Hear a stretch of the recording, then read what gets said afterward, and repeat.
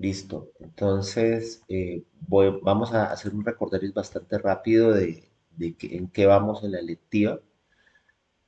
Aquí en la lista de YouTube, de alguna manera, pues está la historia de lo que nosotros hemos venido trabajando. Y aquí ustedes pueden darse cuenta, pues, que obviamente, pues, primero pasamos por la parte de los conceptos, ¿sí? Luego miramos toda la evolución y la parte de la arquitectura del desarrollo de aplicaciones para la IoT. Luego miramos cuál era el hardware y los recursos que podíamos nosotros utilizar para poder hacer esas aplicaciones.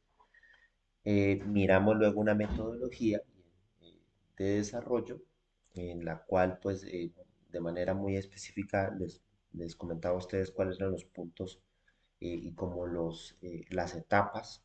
Primero creamos el objeto no conectado, después lo conectamos, después le colocamos los servicios y así vamos evolucionando.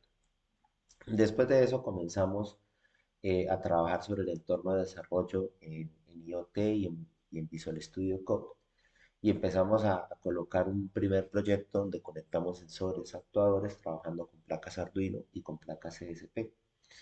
Miramos cómo podíamos hacer interacción entre los sensores y los actuadores, cómo debíamos nosotros tener en cuenta de que teníamos que hacer como una calibración de esos sensores y actuadores, y cómo deberíamos tener en cuenta pues ya otras variables de funcionamiento, de cómo convertir el voltaje que miden cada uno de los sensores, convertirlos a un dato digital. Después, eso era el no conectado. Después pasamos a mirar cómo subíamos esos datos a la nube y finalmente trabajamos con la parte de empezar a ser un poco más óptimos en el código, creando nuestras propias, incluso nuestras propias librerías. Y ya después necesitamos que permitiera comunicación del dispositivo, comunicación con los humanos, comunicación entre ellos mismos, y vimos un protocolo que es el más utilizado, el protocolo MQTT. Eh, y desarrollamos una práctica en el cual incluso desarrollamos una aplicación móvil, ¿sí? Ya con el despliegue de ese protocolo. Entonces, para eso ya empezamos a mirar que nosotros podíamos incluso crear nuestro propio servidor MQTT. De por sí desplegamos un servidor MQTT en una Raspberry Pi en el salón, en el laboratorio. Y después miramos cómo nosotros podíamos enviar y recibir mensajes a partir de ese servidor. Después corrimos, ejecutamos el taller y con el taller nosotros ya podíamos subir información, o sea, o utilizando el MQTT, ya sea de eh, TeamSpeak. Sin embargo, el problema que nos encontramos fue que utilizamos el MQTT de TeamSpeak. Él por restricciones de uso dejaba solamente una sola conexión. Entonces, ya utilizando el MQTT propio, nos dimos cuenta que sí podíamos nosotros mandar nuestros propios mensajes y para eso podemos utilizar los clientes MQTT. Y finalmente hicimos el despliegue sobre una aplicación móvil, sobre una aplicación que se llama el, el MQTT Box. Y en esa aplicación ya podíamos nosotros incluso visualizar la información del sensor. O sea que ya con toda esta información podemos hacer una aplicación sencilla. Eh, ya lo que viene ahora, entonces, es mirar un poco más a profundidad lo que es de las placas Raspberry Pi. Bueno, después ustedes hicieron otros laboratorios con Manuel, y en específico con Manuel, pues ustedes empezaron a trabajar con la placa Raspberry Pi y ustedes empezaron a desarrollar incluso su propio servidor en la nube, que eso complementa pues los servicios que ustedes pueden desplegar para poder utilizarlo con estas placas. Ahora, ¿qué es lo que vamos a hacer? Vamos a entrar a mirar un poquitico mayor a profundidad la placa de la Raspberry Pi y a ver la parte semántica, porque pues hasta ahora la parte semántica ha sido muy poco, pero digamos que en este punto sí ya viene esa parte semántica que es tan importante. Entonces, para eso, eh, vamos a mirar unas primeras diapositivas y luego sí miramos algunos ejemplos. Placas Raspberry Pi, de esas tengo, yo creo que podría tener una Raspberry Pi y si no tengo Raspberry Pi, también tengo Grow Pi. Entonces yo creo que cada grupo podría llegar a tener una Raspberry Pi. Lo que ustedes están viendo allí en la pantalla es una Raspberry Pi y esta es una Grow Pi, que es de otro fabricante y que son placas más igual o más poderosas que las Raspberry Pi. Esta Grow Pi en específico, cuando hablo de poderoso, estoy hablando en cuanto a memoria, en cuanto a comunicación y en cuanto a procesador. Tiene una potencia muy parecida a la Raspberry Pi 4. De Raspberry Pi pues tengo algunas 3, tengo como 2 4 y de Orange Pi tengo como 3, o sea que perfectamente podría prestarle a cada equipo una Raspberry Pi, como prestarle a cada equipo un ESP. E incluso como vamos a trabajar con GrowPi, tengo también algunos, yo creo que alcanzaría a tener un hat de GrowPi, que es este que estamos viendo nosotros acá, y algunos kits de sensores que permita que la conexión la podamos hacer así como la estamos viendo acá, ¿sí? Que no tengamos esos cables que nos toca colocar entre la placa y el protoboard. Uy, sí, yo estoy por demandado a pantalla. Sí, tienes toda la razón. Gracias por decirme. A ver, permíteme. Tu pantalla.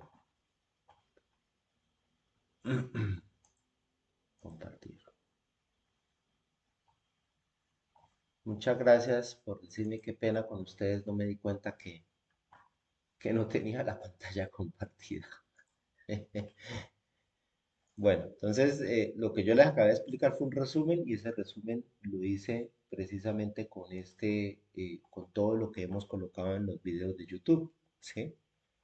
Entonces eso fue lo que yo hice, lo que hice fue ir contando aquí, mirando cada uno de los videos, ir contando aquí qué era lo que estábamos mirando, ¿sí? Y al final yo les mostré también que estuvimos trabajando con el MQTT y que estuvimos desplegando nuestro propio MQTT y que utilizamos un cliente MQTT, ¿sí? Y al final hicimos un despliegue sobre una aplicación móvil donde nosotros, el MQTT Dash, donde nosotros ya podíamos incluso ver el comportamiento de cada uno de los sensores y los actuadores. Eso fue lo que les estaba explicando. Y lo último que les estaba diciendo era que esto que ustedes ven aquí en pantalla, esta parte, esta placa, es una placa Raspberry Pi con un hat, ¿sí? Es la misma Raspberry Pi, pero tiene un hat. Y les estaba comentando que eh, tengo las placas como para que cada equipo pueda tener una placa de estas. E incluso tengo algunos kits con sensores que podrían incluso servirles para que los puedan colocar en estas placas y que podamos puedan ustedes en los proyectos de pronto manejar las conexiones como están acá y no tener el problema de tener este tipo de conexiones donde están pasando cables y después si un cable no está bien conectado, pues genere algún tipo de problemas. Y que tengo otras placas que son las placas Orange Pi. Estas Orange Pi son igual de potentes o más que las Raspberry Pi 4. Eso era. Entonces, muchas gracias nuevamente por avisarme que no estaba mostrando lo que les decía acá. ¿Ok? Bueno, si tienen, no sobra decir que si tienen alguna pregunta, pueden interrumpir o pueden hacer la pregunta en cualquier momento para aclarar cualquier cosa de lo que estemos manejando acá.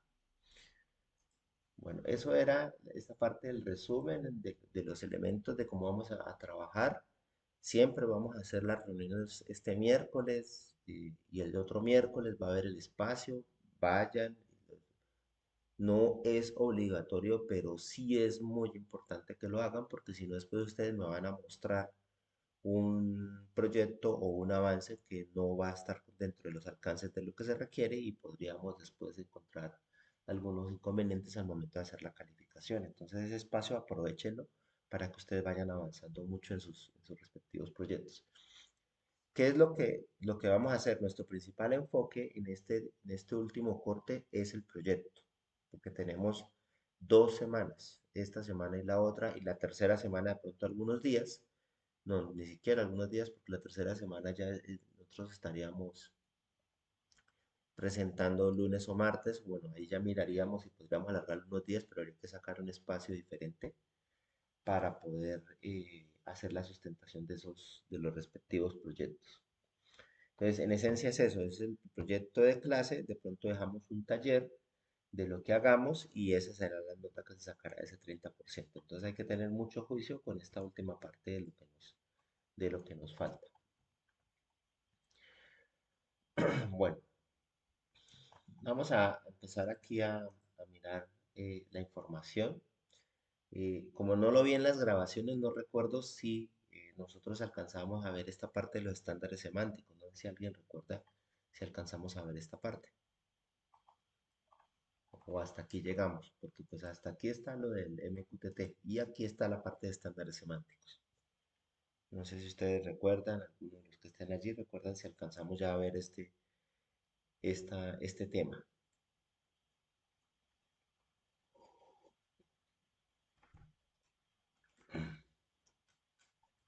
Bueno, si no se ha visto, la idea es que empecemos a mirarlo y luego lo miramos con la parte de la Raspberry Pi. Bueno, entonces, esta parte de los estándares semánticos es cuando, si ustedes recuerdan, yo les comentaba que nosotros teníamos que buscar la manera en la parte de la semántica, es darle más información a una meta información a los dispositivos y eso es lo que los va a hacer más inteligentes. ¿Qué tipo de metainformación pueden tener los dispositivos? Puede tener información de sí mismo, información sobre la placa, sobre los sensores, sobre los actuadores, puede tener información sobre los servicios, sobre los métodos y puede tener información sobre incluso sus otros objetos o las personas o la información de las personas a las cuales está sirviendo. En última, todo eso es información o metainformación y eso es lo que va a hacer que el objeto entonces tenga ese tipo de comportamiento un poco más inteligente. Entonces, nosotros para desarrollar esa web semántica de las cosas, nosotros tenemos que aplicar precisamente tecnologías que aparecen o que vienen de la web semántica como tal. La web semántica es un área de conocimiento que lo que pretende es que a futuro el Internet, los servidores y los servicios que existen en la web sean muchísimo más inteligentes, hasta el punto que cuando tú vayas a hacer una búsqueda en Google, eh, Google o los asistentes que nosotros estamos utilizando hoy en día en nuestros teléfonos móviles sean mucho más inteligentes y entiendan a lo que nosotros nos estamos refiriendo. ¿Sí? Que si nosotros le decimos o buscamos en Google o buscamos en cualquier otro buscador o en los asistentes que yo quiero información de Paris Hilton, él interprete correctamente, ¿sí? Si me estoy refiriendo al Hotel Hilton que está en París o a la modelo Paris Hilton, ¿sí? Y eso lo tendría que interpretar de acuerdo al contexto, lo que estemos nosotros trabajando y de los requerimientos. Entonces, que los servicios se armen de manera automática, que no tenga yo que realizar programación y armar los servicios, que los computadores me entiendan en lenguaje natural, como ya ocurre hoy en día. Que los objetos, ¿recuerdan ustedes los primeros videos de motivación en que los objetos comenzaban de una casa, comenzaban a hablar entre sí y decían, bueno, ya viene Juan, por ejemplo. Entonces, prendamos el horno. Ah, bueno, el sofá o la tapete le dijo, necesito limpieza. y la barredora va y lo limpia. Entonces son cosas que comiencen a tomar vida, que comiencen a generar como una comunidad de interacción y todo en pro de generar mejores servicios. Eso se hace precisamente con estas tecnologías semánticas. Entonces, ¿qué tenemos que hacer? Primero tenemos que gestionar los metadatos. Eso es la primera. ¿Sí? Y lo otro es para que esa metainformación pueda compartirse con cualquier tipo de dispositivo, es decir, que no sea una información que tú tienes que meter aquí en tu casa o en el edificio inteligente, tienes que meter solamente aparatos que sean Calei, o que solamente aparatos BTA, o que solamente aparatos Microsoft, ¿sí? Porque lo que pasa allí es que cada empresa empieza a colocar su propio hardware, su propio software y su propio protocolo. Y el problema que se genera es que los objetos que son de diferentes empresas no pueden charlar entre sí. Entonces, para evitar o para solucionar eso, porque pues es imposible evitarlo, se utilizan estándares de codificación de codificación de información o estándares semánticos. Entonces, ya les diré cuáles son los estándares que existen allí. Y finalmente, hay dos elementos de la web semántica que se aplican también a la IoT. Y uno es gestionar el conocimiento de tal manera que los objetos tengan la capacidad de tomar de pronto una decisión o de interpretar correctamente una información. Y para eso nosotros podemos utilizar ontologías. Y esas ontologías es una estructura de conocimiento y de datos que yo las puedo codificar para guardar información experta y que cuando yo tenga algún tipo de información la pueda consultar sobre esa base de conocimiento y esa base de conocimiento me pueda dar una respuesta un poco más inteligente. Y finalmente, cómo compartir todos los servicios entre los diferentes objetos, eso se podría hacer con servicios web semánticos. De pronto esto último no alcanzamos a hacerlo por cuestiones de tiempo, pero sí alcanzamos a trabajar con esta parte de los metadatos y esta parte de pronto de los estándares. Bueno, entonces, ¿qué es un metadato? La información eh, más pequeña, ¿sí? Y que habla sobre un recurso de información de la IoT. Entonces, un recurso en la web también. Entonces, estamos hablando que un metadato son datos de los datos, son datos acerca de los dispositivos y datos acerca de los servicios que ofrecen dispositivos. Si los metadatos son metadatos acerca de un recurso, entonces nosotros cómo podríamos entender qué es un recurso. Esta es la parte de los metadatos, entonces cómo podríamos entender qué es un recurso. Entonces un recurso es un dispositivo, sensor o actuador que ofrece su servicio y que está conectado. Necesariamente tiene que estar conectado, porque si no está conectado, pues nosotros no podemos decir que es un recurso IoT, porque pues no tendríamos manera de interactuar con él. ¿Cuál es el propósito de los metadatos? Entonces tenemos metadatos que nos permita describir ese recurso, que nos permita identificarlo de manera única y poder localizar, ¿sí? El contenido o el servicio que permite ese recurso. Ese es el principal propósito, o sea, es la base para poder comunicarnos con esos dispositivos. ¿Qué requisitos deben tener entonces esos metadatos? Debe contener información estructurada y estándar. Cuando hablamos de estructurada es que sea bien organizada y aquí es donde va a aparecer un estándar que ustedes de pronto ya han trabajado como JSON, ¿sí?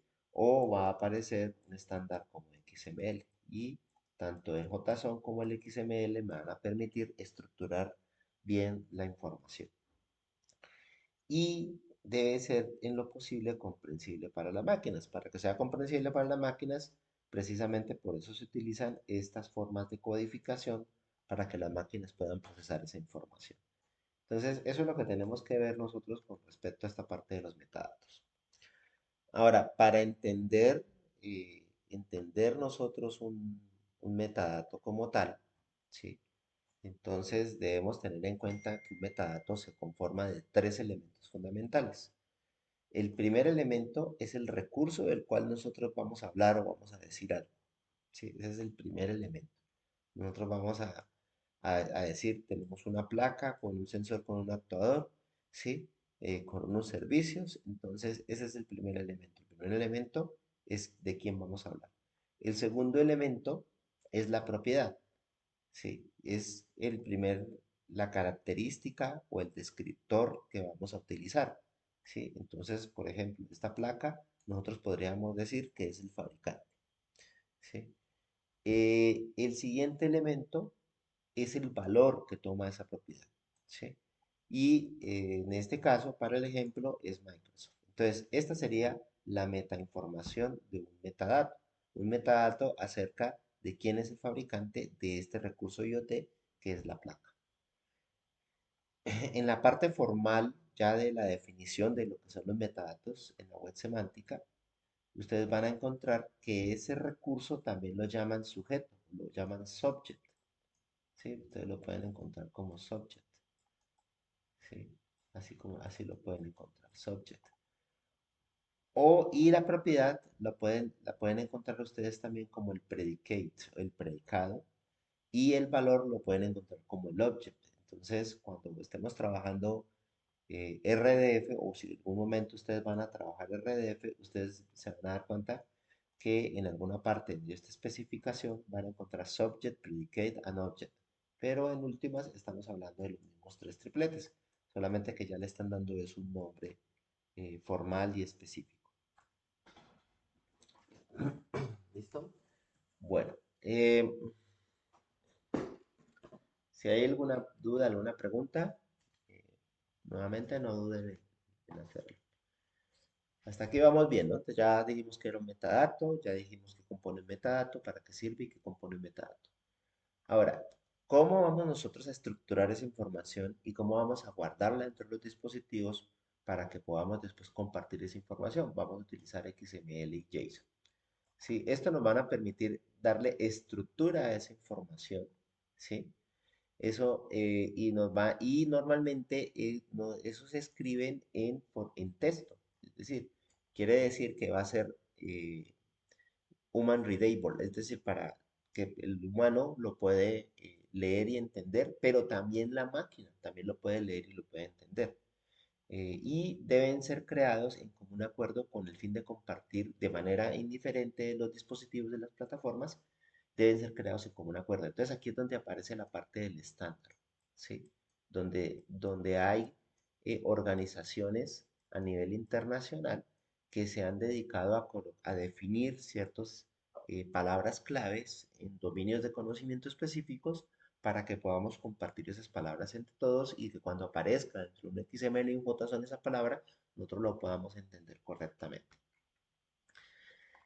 Y mirando la arquitectura de protocolos que nosotros podemos tener en esta parte del XML y de la web semántica, ¿sí? El XML se traduce como el Extensible Markup Language, es decir, un lenguaje de marcado extensible. Quiere decir que es un protocolo, un metalenguaje. Más que protocolo, es un metalenguaje que nos permite crear nuestro propio lenguaje, ¿sí? Entonces, él tiene un conjunto de reglas, ¿sí? Y tiene un conjunto de etiquetas que nos van a permitir entonces crear ese metalenguaje. Pero ese metalenguaje en toda la estructura de lo que se piensa de lo que es la web semántica, ¿dónde se encuentra? Obviamente aquí, esta primera parte aquí, cuando hablan del Unicode y el URI, eso está relacionado con la tabla de caracteres dependiendo del idioma que yo esté hablando. Entonces, normalmente nosotros utilizamos UTF-8 y ustedes se van a dar cuenta que lo primero que aparece en un XML en la parte de arriba es decir cuál es la tabla de caracteres. Y la tabla de caracteres dice UTF-8. Hay otra que está dada por Windows, pero normalmente es la que se utiliza la UTF-8. Y el URI es la base para poder tener un localizador uniforme en la web de ese recurso de manera única. Ese es el URI. Teniendo estos dos elementos, aquí es donde aparece el XML, que es el que está apareciendo aquí. ¿Sí? Entonces, aquí se crea el XML, que se basa en esa tabla de caracteres y la forma única de ubicarlo.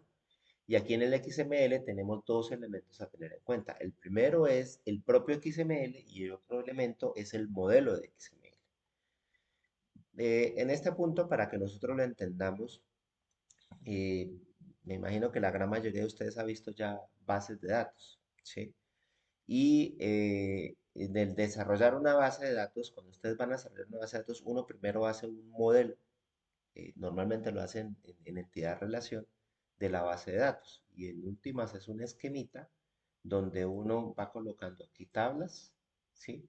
Y va haciendo relaciones entre las tablas. Y uno dice que la relación es uno a muchos o que la relación es muchos a muchos, ¿sí? Y aquí uno le va colocando que esta es el profesor, por ejemplo, y que esta es el curso, ¿sí? Y aquí, que aquí están los estudiantes y que entonces aquí podemos nosotros relacionar qué curso dicta qué profesor. Esto que nosotros tenemos aquí es lo que se conoce el modelo. En XML a eso se le conoce como el XML esquema, este que nosotros tenemos aquí. A ese también se le conoce el modelo. Y lo que está guardando también es precisamente información sobre las etiquetas que puede utilizar un XML. ¿Sí? Sobre las relaciones que tienen esas etiquetas, pero entonces se guarda es en el XML esquema. Y así como en una base de datos, después tú lo que haces es generar ejemplares, o sea, generar ya una serie de profesores sobre la tabla profesores. En XML ya se genera un documento XML con la información de los profesores. ¿Ya? Entonces, eso es como para que entendamos qué son esos dos elementos. ¿Sí? Y un poco más arriba, ustedes van a encontrar aquí el RDF. Y el RDF se traduce como el Resource Description Framework, un framework de descripción de recursos.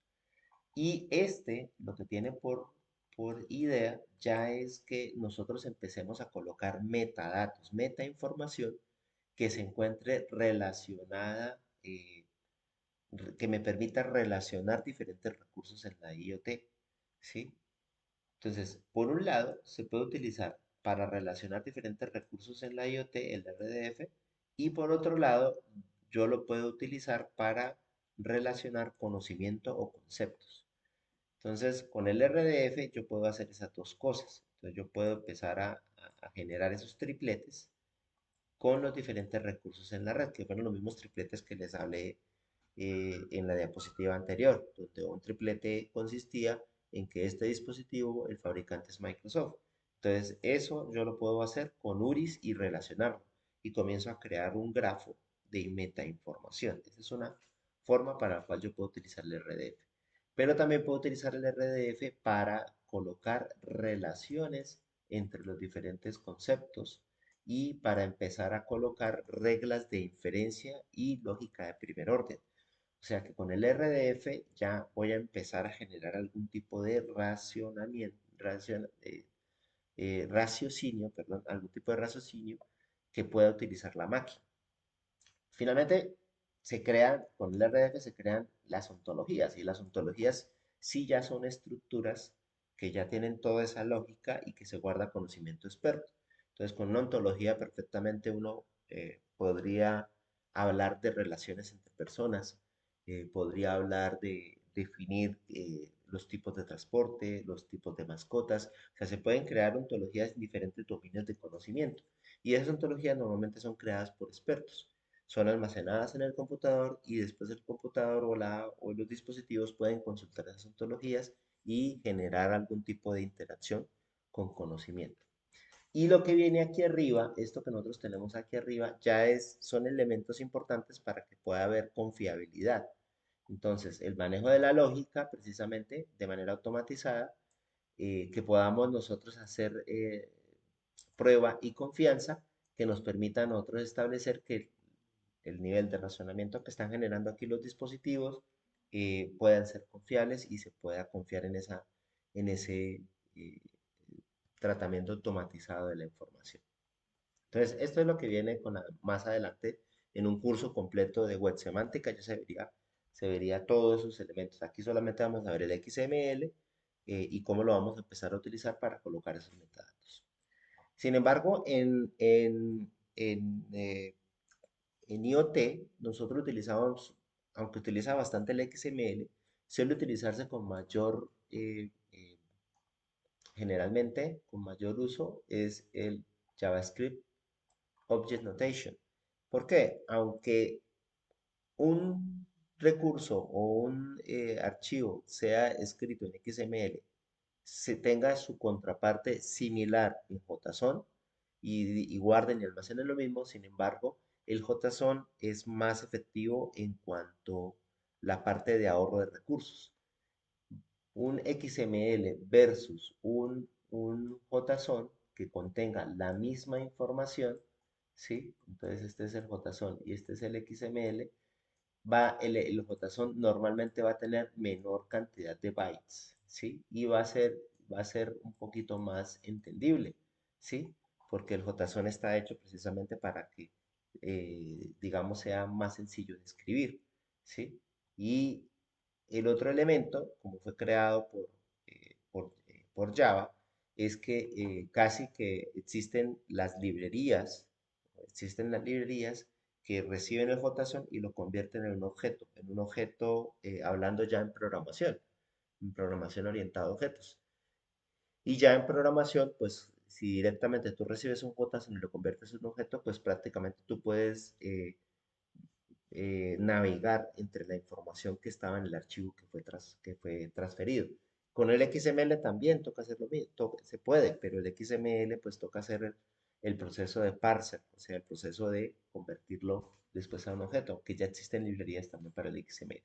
Pero en IoT nos interesa que en lo posible mandemos poca información, porque en IoT sí, digamos que los dispositivos deben ser más eficientes, deben manejar poco ancho de banda, ese tipo de cosas.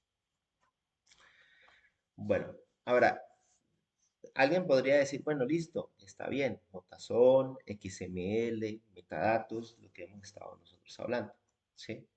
Entonces, ¿por qué nosotros no simplemente utilizamos la arquitectura REST, que es la misma arquitectura de la web, ¿sí?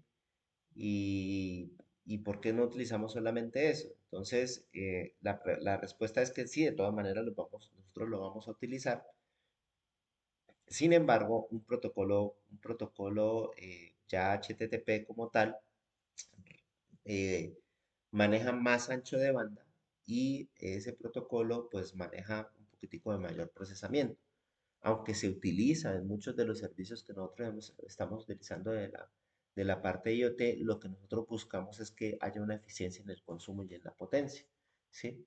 Entonces, nosotros tenemos que el HTTP, nosotros cuando hacemos una solicitud de información, o sea, cuando abrimos nuestro explorador, nosotros hacemos es un request de una información, ¿sí? Y se recibe una respuesta, ¿sí? Entonces, la idea es que si nosotros lo hiciéramos sobre HTTP, estaríamos utilizando el protocolo HTML y eso sería algo, traería muchísima metainformación. En cambio, la idea sería que nosotros pudiéramos transferir el JSON o el XML. Eh, digamos, el IoT tiene diferencias fundamentales. Necesita un paradigma orientado a eventos, distribuye la información de uno a muchos, obtiene notificaciones cuando algo pasa. Eso es lo que tenemos que hacer nosotros en IoT, es decir, de alguna manera que algún evento, cuando ocurre algún evento, sea notificado uno o varios servicios, personas u otros dispositivos, ¿sí? Que tiene que realizar un objeto, ejecutar una acción cuando algo sucede, como por ejemplo cuando se subió la temperatura, que el ventilador se prenda, distribuir paquetes pequeños, ¿sí? Pero muchos. Por ejemplo, nosotros podemos tener dispositivos climáticos y esos dispositivos climáticos, digamos que cada 2 minutos o cada 5 minutos esté mandando información sobre cómo está el clima en ese sitio. Entonces, la información del clima será la temperatura, la humedad y otros elementos, pero cada 5 minutos al día es muchísimo volumen de información. Entonces, allí hay que mirar cómo manejar eso. Y también a veces los canales de información que utilizan las aplicaciones IoT, esos canales de información pueden ser de diferentes redes. O sea, podría mandarse información, un dispositivo se podría estar conectando vía Bluetooth, por ejemplo, al servidor que va a mandar la información. Podría estarse conectando vía Wi-Fi, vía XB, satelital. O sea, puedes utilizar diferentes tipos de redes y alguna de esas redes podría de pronto no funcionar correctamente o no llegar los paquetes. Entonces hay que asegurar de alguna manera que esa información llegue. Entonces, estos elementos son algo muy particular de lo que es el desarrollo en IoT y por eso es importante que se defina una manera eficiente, ¿sí? Para consumir esa potencia, ¿sí? Que se defina un mecanismo de que responda rápidamente a cuando sucede algún tipo de evento y que haya una alta escalabilidad, o sea, que la solución que nosotros hagamos, si llega un nuevo dispositivo, siga funcionando correctamente y si llega otro dispositivo, siga funcionando correctamente. O sea, en cuanto a velocidad, sino que la información y la aplicación no vaya a tener un detrimento en la eficiencia porque aparecen nuevos dispositivos. Y eso es lo que se busca. Entonces, tener en cuenta para cuando nosotros hacemos el tipo de desarrollos. Bueno, aquí tenemos los dispositivos de la IoT y normalmente están en un entorno de interacción semántica. Cuando estamos hablando de interacción semántica, estamos hablando de que constantemente están interactuando con humanos o están interactuando con otros dispositivos. En ese entorno, nosotros tenemos que crear metadatos sobre sí mismos, que era lo que se había comentado al principio de la sesión o de este tema, que es acerca del hardware, acerca de los servicios de provee. Tenemos que generar datos de los propios sensores, es una información en tiempo real de los datos en tiempo real y también incluso de los históricos de lo que han medido los sensores o de los estados de los actuadores. Sí que es importante tanto la medición de los sensores o en qué estado se encuentra el actuador y datos sobre los servicios. Mínimo, estos son los tres tipos de metadatos que deberíamos nosotros generar para poder empezar a darle esa información o ese conocimiento a nuestros dispositivos para que puedan funcionar de manera un poco más inteligente. Entonces nosotros hemos venido trabajando en precisamente hemos venido trabajando en un ejemplo que es este salón inteligente, ¿sí? Y en este ejemplo, vamos a poner acá, digamos que esto es algo muy rudimentario, obviamente, de lo que podría ser el salón inteligente, ¿sí? Pero aquí nosotros ya lo hicimos con el ESP, ¿sí? Pero aquí lo estamos haciendo nosotros pues lo que hice fue trasladar la placa. Ustedes recuerdan que la última vez que utilizamos MQTT con el ESP, yo conecté los mismos sensores actuadores. Entonces, siempre hemos venido trabajando con la temperatura y este sería el sensor de temperatura. Y hemos venido trabajando con que cuando ese sensor de temperatura está por cierto umbral, entonces active el ventilador y este es un relé. Entonces aquí uno puede conectar ya la energía del ventilador y lo que haría sería encender o apagar el ventilador. Y hemos venido trabajando con un sensor de luz, ¿sí? Y dependiendo del umbral que nosotros le definamos, entonces podemos decirle que encienda o apague las luces, que puede ser, en este caso está simulado con un LED, pero podría ser otro relé que nosotros podemos nosotros colocarlo y conectarlo a la luz. Ahora, esto lo hemos estado haciendo sobre una sola placa. Pero normalmente, si nosotros realmente vamos a querer un salón inteligente o una oficina inteligente donde ustedes se encuentren y quieren automatizar ese tipo de cosas, pues realmente lo que va a hacer la parte del actuador, ¿sí? Va a ser un bombillo inteligente que va a tener su propio gateway, que es esta placa a la que esté conectado, ¿sí? Va a tener su propio gateway y el ventilador, ¿sí? Va a tener también, va a estar conectado el relé, pero en el ventilador que va a tener también su propio gateway. O sea que vamos a tener ya dos placas para estos elementos.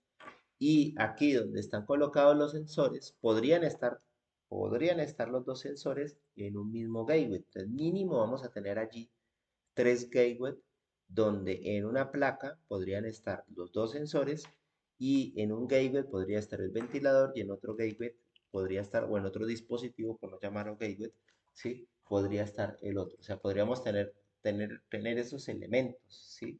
y en esos elementos nosotros podríamos tener diferentes dispositivos. Aquí lo que estamos viendo es que tenemos incluso dos posibles dispositivos, ¿sí? Que es este que estamos nosotros viendo aquí en pantalla, ¿sí? Y de estos dos posibles dispositivos que nosotros tenemos aquí, este primer dispositivo podría contener el de temperatura y podría contener el de luz. Podría ser un dispositivo que podríamos colocar nosotros en alguna parte de la sala, ¿sí? Entonces este podría contener los sensores.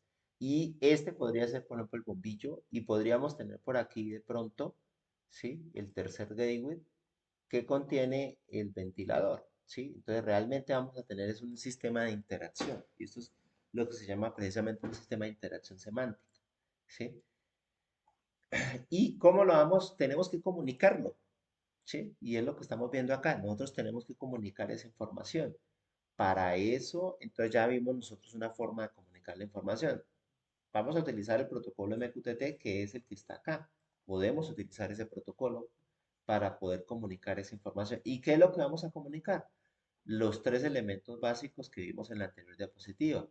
Primero, las características del dispositivo, las observaciones y las mediciones y los servicios. ¿Sí? ¿Podríamos comunicar otro tipo de información? Sí, podemos comunicar información sobre las personas, sobre el entorno, eh, muchísima más información. Eso podría ser más metadatos que nosotros podemos compartir.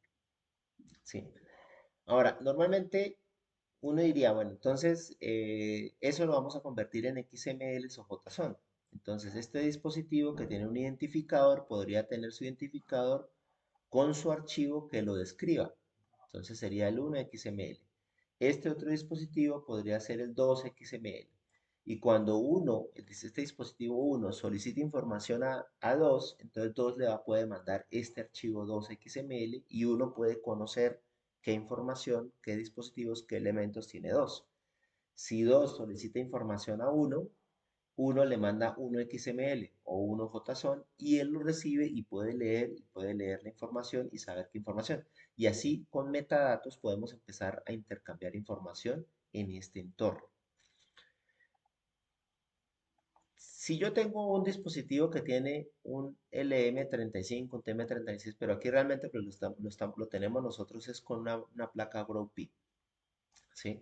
Si tenemos esto y tenemos aquí este bombillo, digamos que tenemos aquí la temperatura y aquí tenemos el bombillo en esta placa, qué elementos o cómo describimos eso? Recordemos que la parte de los metadatos me dice que yo estoy describiendo algo. Eso es lo que me dice la parte de los metadatos.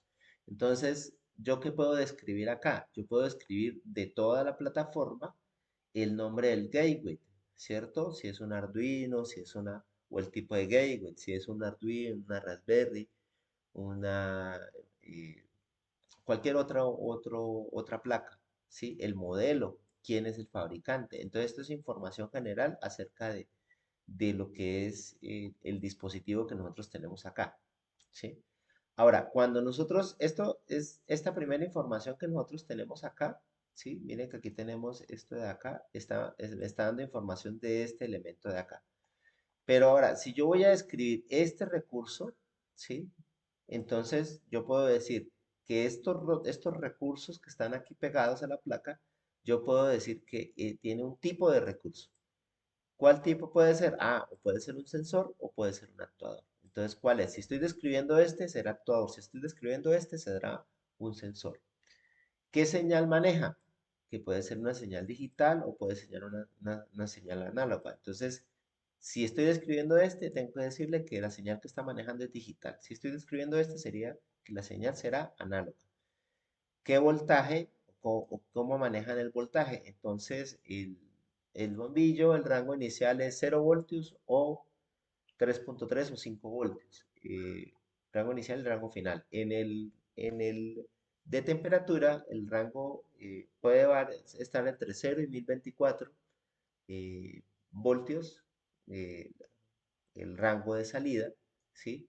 Y el rango de entrada podría ser diferente. Entonces, dependiendo de lo que yo esté describiendo, van a ir apareciendo descriptores. Ahora, estos descriptores me los inventé yo, es decir, yo dije, bueno, yo creo que esto es así, yo lo puedo dividir, lo puedo clasificar y entonces ahí comienzo a hacer mi propia metainformación.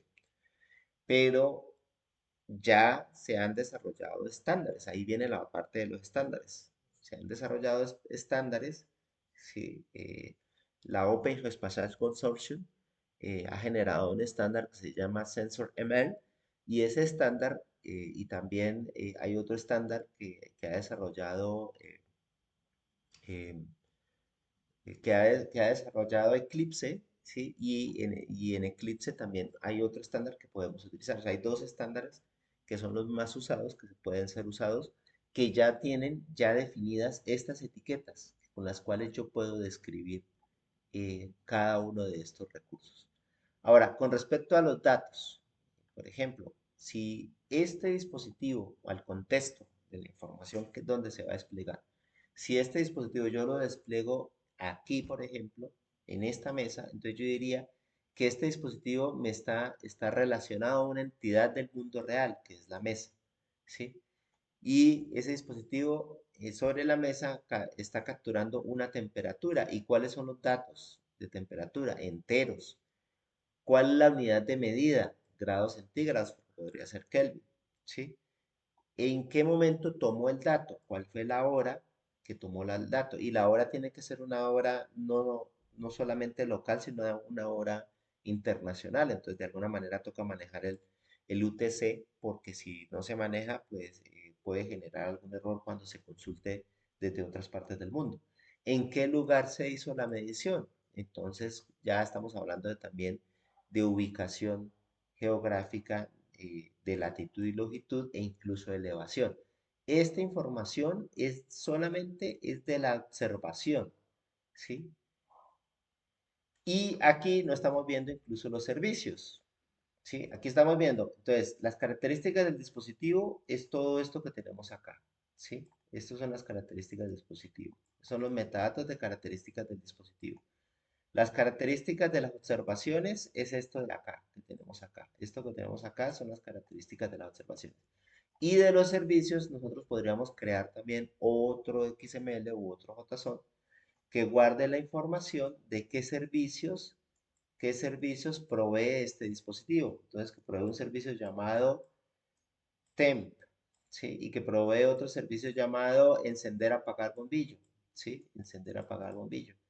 Y que este servicio lo puedo utilizar simplemente haciendo el llamado y encender, apagar bombillo, le puedo mandar un 1 o le puedo mandar un 0 y entonces puedo encender o apagar el bombillo. Entonces, dense cuenta que aquí ya se está estructurando un poco más y se está viendo un poquito más cómo vamos nosotros a utilizar precisamente ya pues toda esta información. Entonces, ¿qué es lo que hacemos nosotros? Pues nosotros podemos codificar esa información. En este caso, pues estoy utilizando XML, ¿sí? Pero puedo yo codificar perfectamente esta información. Y recuerden que habíamos visto en la parte de los estándares, ¿qué era lo primero que nosotros hacíamos? Esto que nosotros tenemos acá. Lo primero que nosotros hacemos es definir la codificación y la codificación normalmente es UTF-8. Es lo mínimo que se exige. Y luego ya nosotros podemos empezar a colocar las etiquetas. Entonces, esto maneja, el XML maneja, es un lenguaje que se generó a partir del SGML, el lenguaje de marcado generalizado, ¿sí? Y los que ya han trabajado con HTML saben que HTML, que también es un lenguaje que se ha construido a partir del SGML también, saben que exigen que hay una etiqueta que abre y una etiqueta que cierra. Entonces hay tres elementos importantes en el XML. El primero es que haya una etiqueta raíz. Entonces, si yo a esta etiqueta, yo la he llamado objeto, ¿sí? Esta etiqueta, y es la primera que aparece, la última etiqueta debería ser objeto T, ¿sí? Entonces, esta etiqueta, pues aquí por cuestiones de espacio, abre aquí y cierra aquí. Aquí ya se cumple con el primer elemento. El primer elemento ahí es que tenga una sola etiqueta raíz, ¿sí? El segundo elemento es que cada etiqueta que abre tenga una etiqueta que cierra, ¿sí? Entonces, si yo coloco aquí gateway, esta etiqueta que coloco gateway, ella debe tener una contraparte donde cierre en alguna parte, ¿sí? Y realmente pues va a cerrar aquí, que es donde está cerrando. Aquí dice propiedades y propiedades está cerrando aquí, ¿sí? Aquí dice nombre y nombre está cerrando aquí. Modelo está cerrando aquí también, ¿sí? Y fabricante está cerrando acá. Entonces está cumpliendo con eso, ¿sí? Con que etiqueta que abre tiene una etiqueta que cierra. Y finalmente, la otra restricción para que pueda hacer un XML bien formado es que el anidamiento sea adecuado, ¿sí? Entonces, si yo abro aquí la etiqueta nombre, este cierre de la etiqueta nombre, ¿sí? Si abre aquí, debería estar dentro de propiedades. Pero si esta etiqueta nombre lo llego a colocar aquí afuera, ¿sí? Queda mal anidado. Es decir, sucede esto. Entonces aquí tengo abre y aquí tengo otra abre y cierra. Y aquí es donde ocurre el problema de mal anidamiento, ¿sí? ¿Por qué? Porque el correcto anidamiento implica que tú haces una etiqueta grande, puedes tener subetiquetas y las etiquetas pueden tener subetiquetas así, pero no puedes tener una etiqueta grande, tener una etiqueta acá que abre y tener otra que abre aquí y que cierra aquí. Entonces, este superposicionamiento es un mal anidamiento, ¿sí? Entonces, eso cuando nosotros cumplimos esos tres elementos, al crear un XML, estamos diciendo que el XML está bien formado. Y de por sí, cuando nosotros abrimos un XML en un explorador, el explorador hace una revisión, una verificación de que ese XML esté bien formado. Si no está bien formado, a veces ni siquiera presenta la información, simplemente les dice que el XML está mal formado y no los deja ni siquiera visualizar el XML. Y el otro elemento es que el XML sea válido y la validez va a depender de que este XML yo lo pueda comparar contra un modelo. En las anteriores diapositivas yo les dije, bueno, nosotros tenemos el XML y el XML esquema. Y eso lo podíamos ver en bases de datos como el XML esquema es el modelo de la base de datos y el XML son los datos, ¿sí? Entonces, para hacer la validación, ya nosotros generamos algo que se llama el XML esquema, que es un esquema que me permite validar las etiquetas. Pero eso ya será un poco más adelante. Si pasa esa validación, entonces ya diríamos que el XML es válido, ¿sí? Entonces, para el ejemplo que estamos viendo acá, ¿sí? Digamos que es una codificación ad hoc, o sea, personalizada, ¿sí? Y aquí lo voy a llamar ID XML. Y este podría ser el ID XML del recurso que estoy definiendo acá, ¿sí? Entonces, en este ID XML coloco el objeto y le coloco el identificador del objeto. Y ese identificador del objeto, pues, definí que fuera la dirección IP, ¿sí? Eh, luego que después de identificador definir cuál es el gateway y cuáles son las propiedades del gateway, donde vamos a colocar el nombre del gateway, el modelo y el fabricante. Y luego vienen los recursos.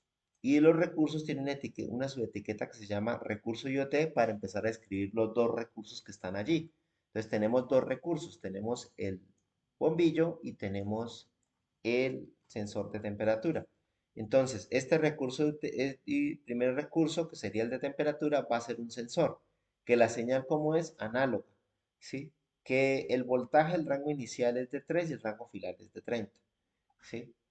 Y cierra el recurso, no describí más información. Tengo otro recurso, que este es el segundo recurso, que es un actuador, que envía una señal que tiene una señal digital, que tiene un rango inicial de 0 a 5 y ya no se describió más. Entonces, esta XML me está describiendo toda esta primera parte que nosotros tenemos acá.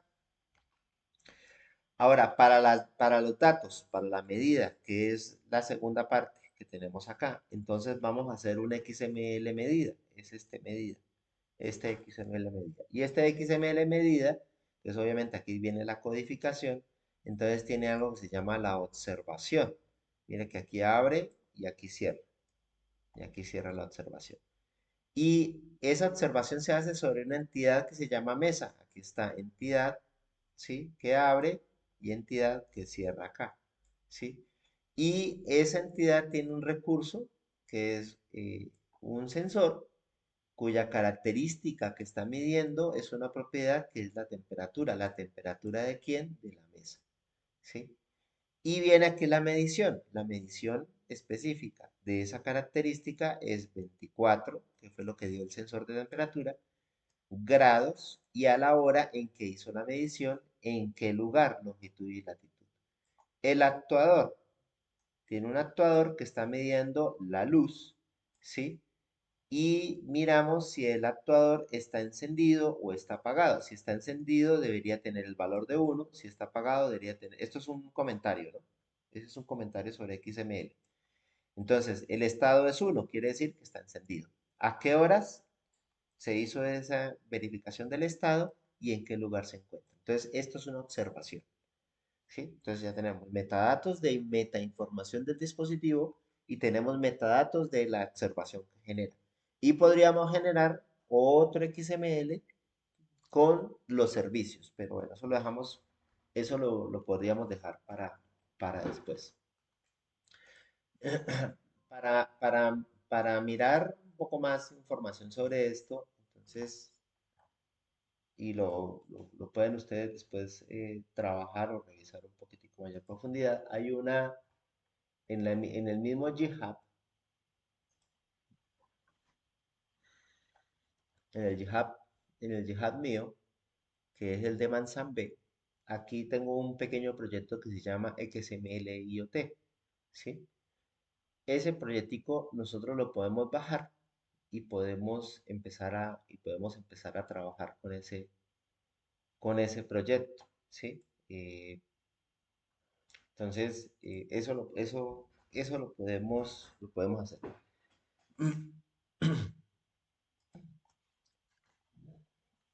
¿Cómo podría ser? Entonces, podemos abrir nosotros el code.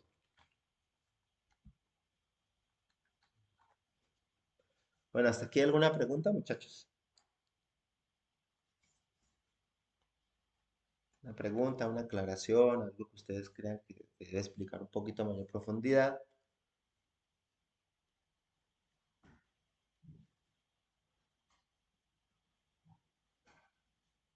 ¿Nada? ¿Todo ok? Recuerden que es importante la realimentación, al menos el ok, para saber si están allí, para saber si no se me durmieron, para saber si aún existen.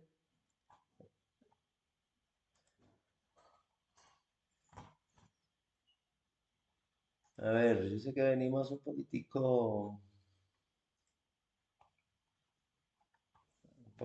venimos un poquitico con el de las vacaciones, pero entonces tenemos que empezar a despertarnos alrededor de eso. Entonces, voy a hacer alguna preguntita por aquí, algunos que yo veo acá, ¿sí? Y tenemos aquí a 18 aquí conectados. Voy a cambiar el diseño, barra lateral, mosaico.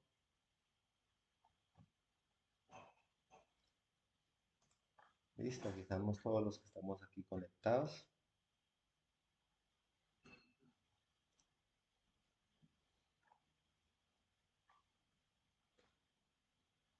Bueno, ¿quién de pronto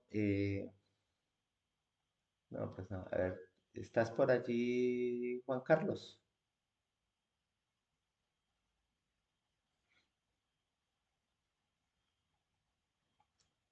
¿Sí tienes micrófono, Juan Carlos?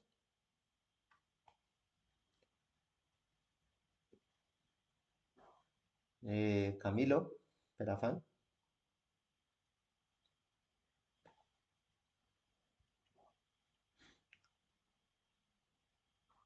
Camilo, ¿tienes micrófono?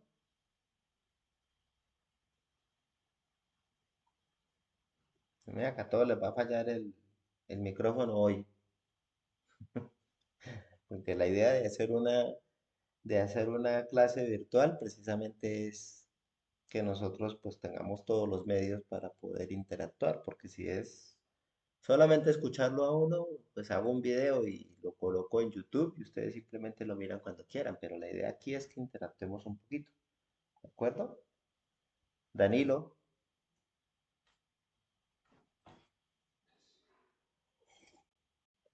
Gracias, Danilo. Bueno, Danilo, te voy a hacer una preguntita rápida. Entonces, ¿qué sería un metadato para ti?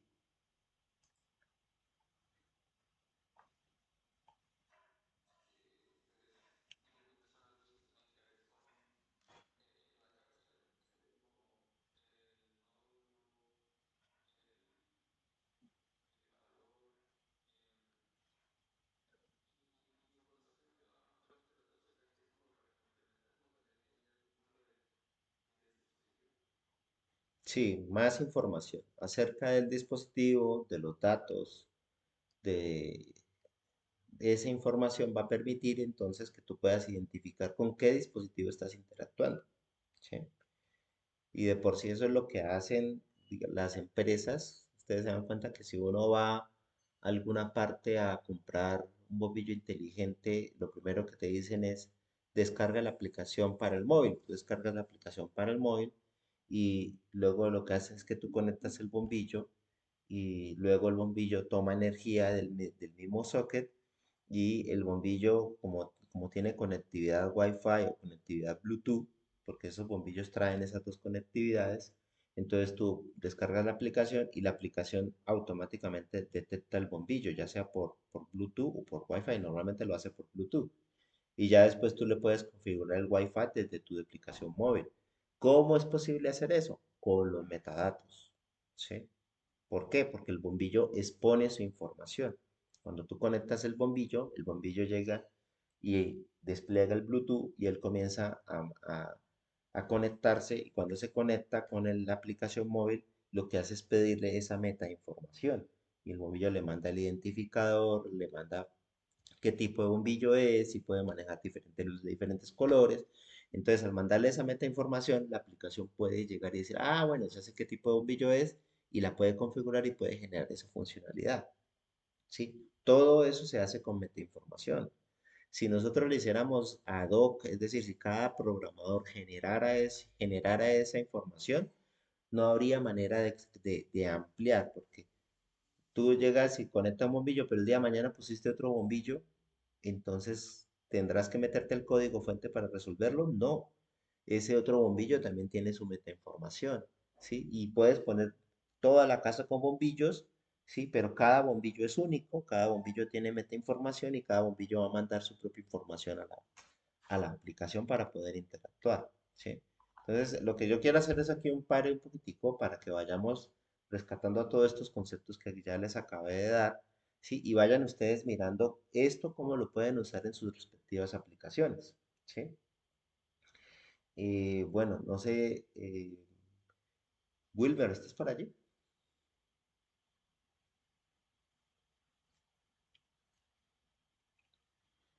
No, no está Wilmer.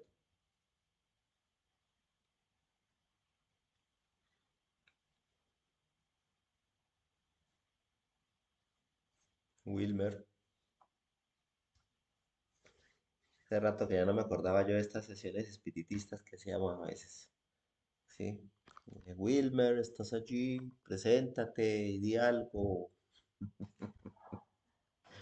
Muchachos, no utilicen esos métodos de no hablar o de que tengo dañado. Puede ser que algunos sí tengan dañado eso, no hablar, pero aquí es donde tenemos que interactuar, ¿sí? Y aquí pues no se juzga a nadie si dice bien el concepto o si tiene alguna pregunta al respecto. Por ejemplo, Edwin Steven. ¿Estás por ahí, Edwin? Listo, Edwin. ¿Cómo podrías utilizar lo que vimos en tu aplicación, por ejemplo? Uf, Sergio se fue. Le dio miedo y se fue Sergio. ¿Tú crees cómo podríamos utilizar esto, Eden?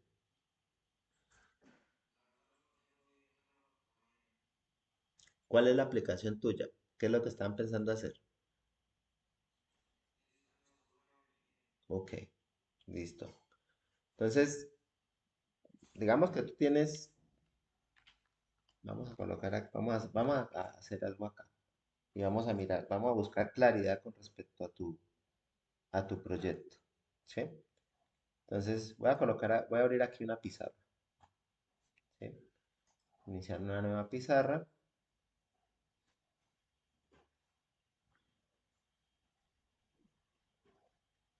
y la voy a compartir con ustedes.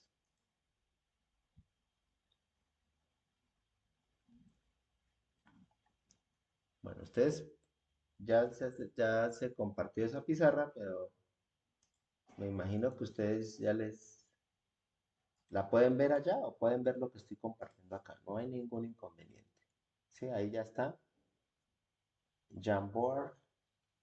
Ustedes dan clic allí y ustedes pueden ver lo que yo esté haciendo ahí en la pizarra. ¿Listo? O lo pueden ver acá. Ya estamos todos acá. ¿Sí? Entonces, ¿qué tiene la estufa? ¿Qué va a hacer la estufa? ¿Por qué es inteligente?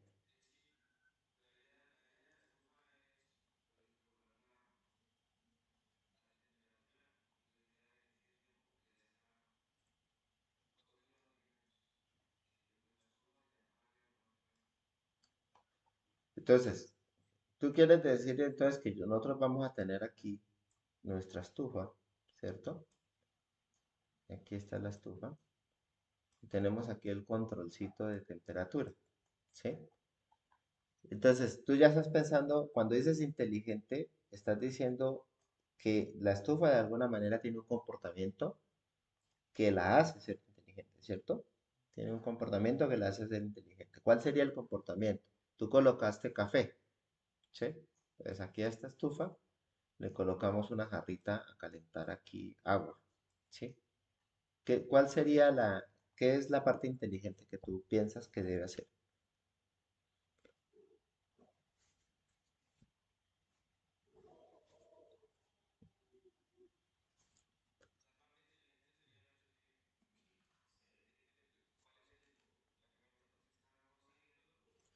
Detectar el alimento que se está haciendo, detectar el alimento que se está haciendo, eso sería o sea, que él sepa que yo coloqué algo y que él diga, ah, es café, que yo coloqué pastas, él diga, ah, es pastas. De pronto eso es un poquito más difícil.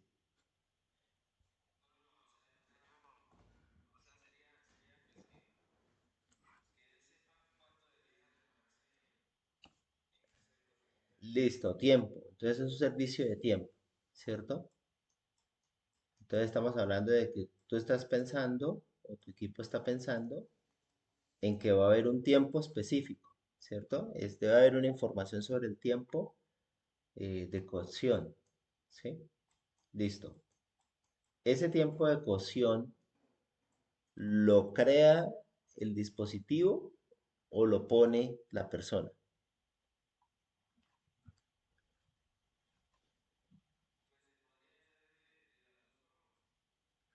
Ujú.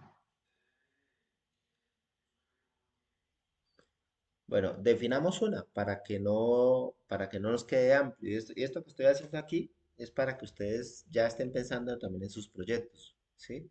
Porque yo puedo seguir ahorita mostrarles el código fuente y todas esas cosas, pero si esta parte no la tenemos clara, o sea, lo otro pues se puede ya mirar después porque es implementación, ¿sí?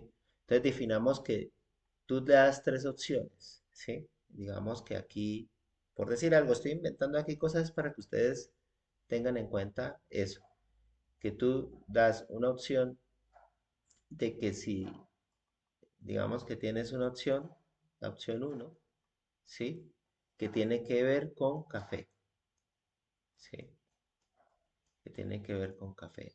Que tenemos la opción 2 que digamos que tiene que ver con que ya vas eh, a calentar comida, ¿cierto? Entonces, en esa opción, digamos que es comida, ¿sí? Comida. Digamos que son estas dos opciones para no hacerlo más complejo, ¿sí?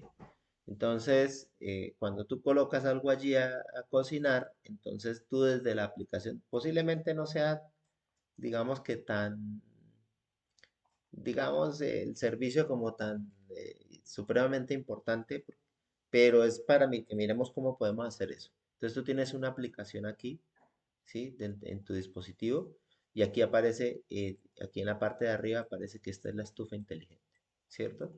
Y él ya la reconoció, o sea, ya la reconoció. Y aquí aparecen las dos opciones, opción uno y opción 2 con dos botoncitos, ¿sí? Entonces, tú colocas la olla allí encima de la estufa, obviamente ya está prendida, y le presionas desde aquí le presionas encender y luego le presionas la opción uno, ¿sí? Y entonces él le va a mandar la información a este diciéndole que es café, y si es café, entonces él va a poner la cocción en 5 minutos, ¿sí? Pero si lo que tú colocas allá es una olla de comida, ¿sí? Un perol con comida, digamos que va a ser un calentado, ¿sí? Entonces necesitas que la cocción sea media, de pronto lo apague, lo baje un poquito para que no se vaya a quemar, ¿sí? Entonces pueden ser unos 10 minutos, pero unos 10 minutos variables, unos 10 minutos en los que lo prende un rato, después lo apaga, lo prende, después lo apaga, de tal manera que no se vaya a quemar lo que hiciste ya. Entonces mire que esta configuración que acabé de colocar la pensamos desde la funcionalidad, ¿sí? Tengo mi dispositivo, tengo mi aplicación móvil, donde tengo un servicio que es el tiempo de cocción, ¿cierto? Y tengo dos opciones que yo le di, la opción de café y la opción de comida. Cuando yo coloque el café, entonces yo le presiono, la enciendo, la apago, ¿sí? Le coloco uno, ya sabe cómo calentar el café. Si la coloco y le coloco la opción 2, ya sabe que es comida y me la va a calentar y apagar. Entonces, aquí yo ya tengo una idea. Me pueden haber más servicios. O sea, lo que quiero aquí es que ustedes vayan dando una idea de cómo es esto, ¿sí? Puede crear otro servicio, puedes crear otro servicio diferente y muchos más, ¿sí? Pero trabajemos con este para este ejemplo. En este ejemplo, entonces, aquí, ¿cómo manejaríamos los metadatos? ¿Sí? ¿Cómo estaríamos manejando nosotros los metadatos en este ejemplo? ¿Cuál crees? O los otros del equipo de la estufa inteligente. ¿Qué, Edwin, ¿quiénes son tus compañeros? Alguno de los compañeros que me colabore y me diga aquí cuál podría ser los metadatos que podríamos trabajar.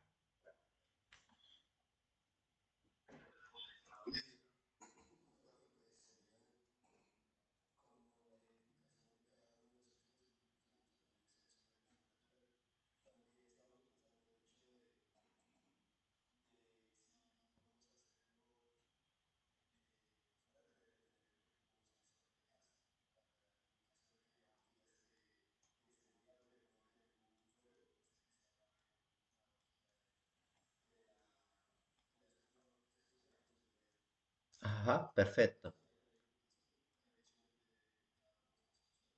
Listo. Pero perdón que no veo quién es el que está hablando porque tengo la pantalla. ¿Me recuerdas tu nombre o no te veo porque tengo la pantalla grande? ¿Quién? Diego. Listo, Diego. Entonces, mira, ya me hablaste de temperatura y me hablaste de gas, dos sensores, ¿cierto? Sensores, ¿sí? Háblame de cuáles serían los actuadores.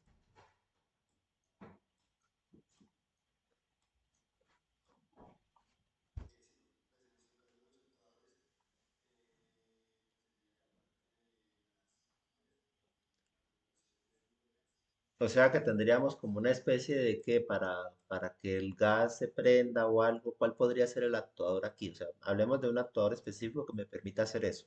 ¿Cuál podría ser?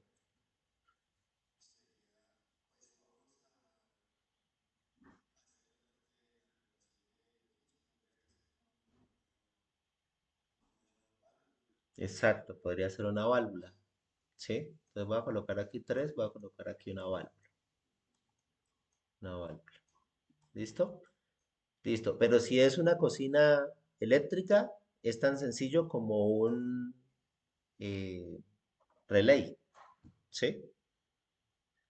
Entonces, la válvula puede ser un poquito más difícil de conseguir, ¿sí? Pero si ustedes van a hacer un prototipo, mi consejo sería que consiguieran de pronto una estufita eléctrica, por eso yo lo coloqué aquí como una especie de resistencia. Y entonces en vez de una válvula, podrían estar utilizando más bien un relay, ¿sí? Porque el relay, ¿sí? Es lo que he estado colocando yo acá, que si quiero prender o apagar, pues lo prendo yo por el relay. Lo bueno de la válvula es que ya ustedes sí pueden regular Si más caliente, menos caliente, pero con el relay pues es apagar y prender nomás, ¿sí? ¿Qué otro? ¿Qué otro sería? ¿Sí? ¿Qué otro creen que podría servir para esto?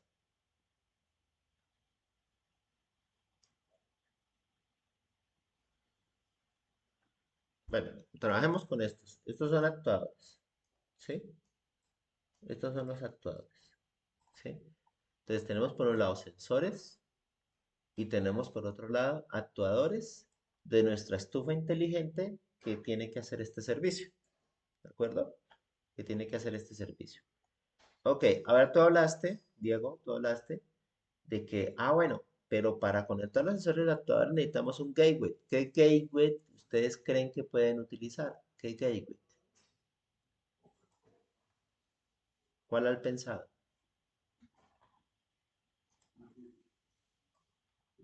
Diego, Edwin, ¿quién otro está en el equipo? A la que le colaboran a los dos.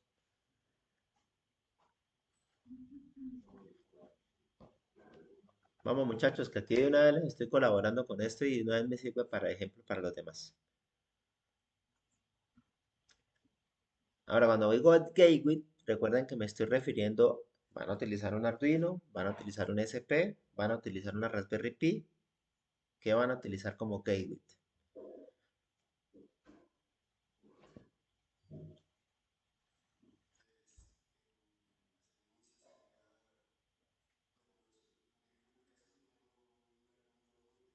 ¿Ok? Perfecto.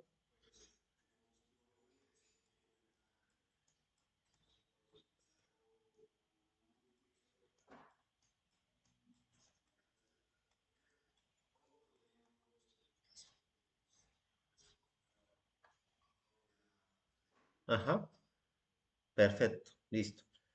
Bueno, entonces la cosa ahí es que ahí es donde nosotros tenemos que hacer una, un equilibrio, ¿no? Tenemos que hacer un equilibrio entre funcionalidad y potencia del gateway, ¿no? Pues de pronto poner una Raspberry Pi para medir la temperatura del gas y abrir y cerrar un sensor puede ser un gateway muy potente para una funcionalidad bastante reducida. Podría ser mejor una SP, ¿sí? Sin embargo, el SP sigue siendo bastante potente, pero la idea es a futuro hacer más inteligente la, la estufa, entonces estaría bien de pronto una SP. Un Arduino estaría bien también. Entonces, aquí ya estaríamos hablando de ese gateway que va a tener conectados los sensores y va a tener conectados los actuadores, ¿sí? Entonces, si es que tiene solamente una salida analógica, pues sí, puedes utilizar algún otro elemento, ¿sí? O puedes utilizar una ADS, ¿sí? Que permita colocar de pronto más salidas, eh, digamos, analógicas, ¿sí?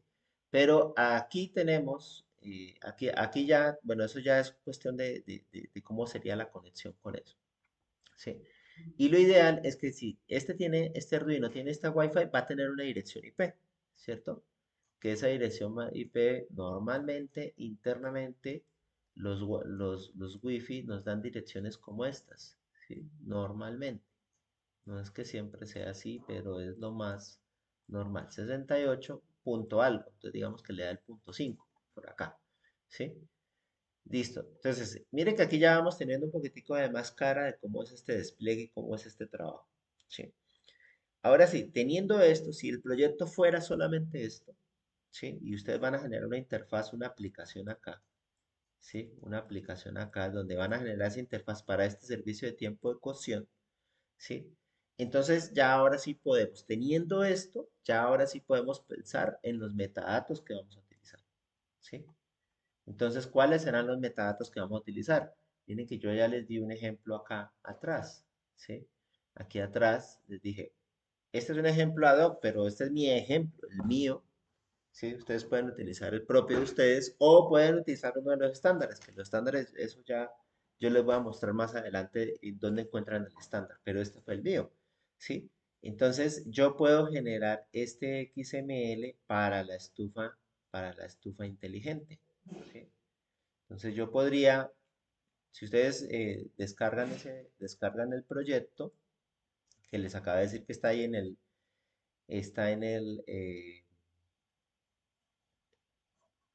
el GitHub, ¿sí? Ustedes van a descargar todo esto, ¿sí? Y aquí en el Visual Studio Code ustedes van a poder revisar esto. Entonces yo voy a crear una copia de este,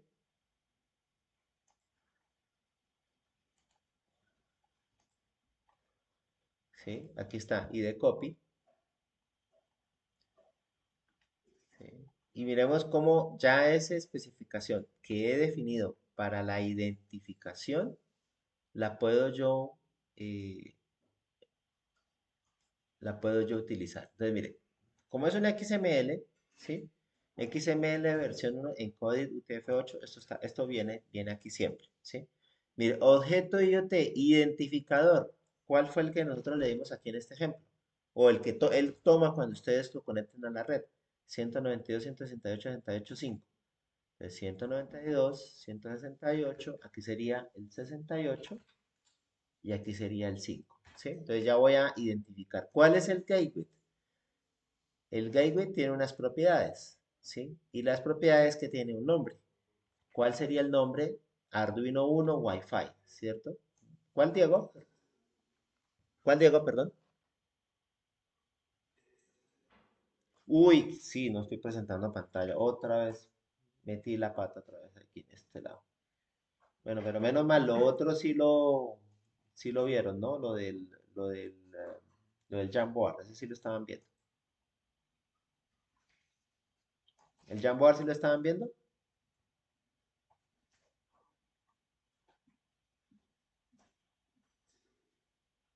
Ok, permíteme un segundito, comparto la pantalla acá.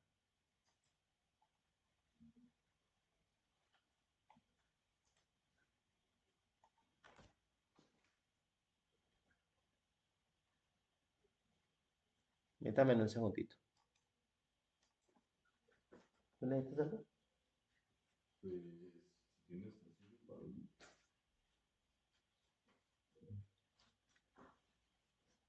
Ahí ahí está mi cartera. Ahí creo que hay un billete de 20, pero toca en lo posible.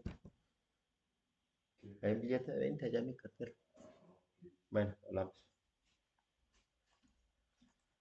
Bueno, listo. Entonces, ahora sí, aquí estamos compartiendo.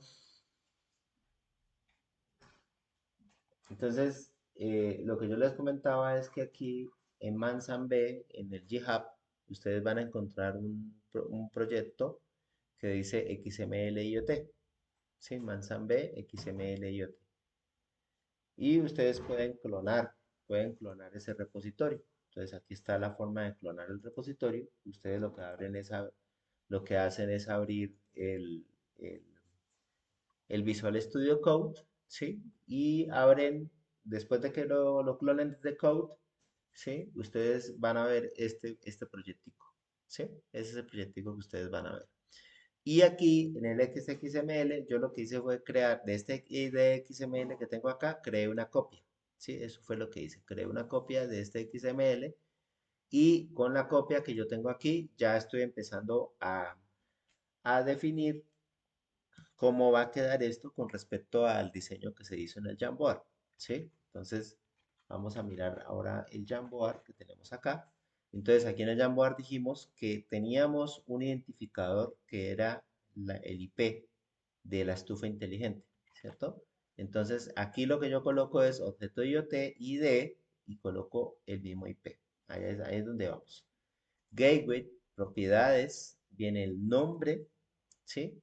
Y el nombre del gateway. Entonces, tú me decías, Diego, que tenías un Arduino 1 Wi-Fi, ¿cierto?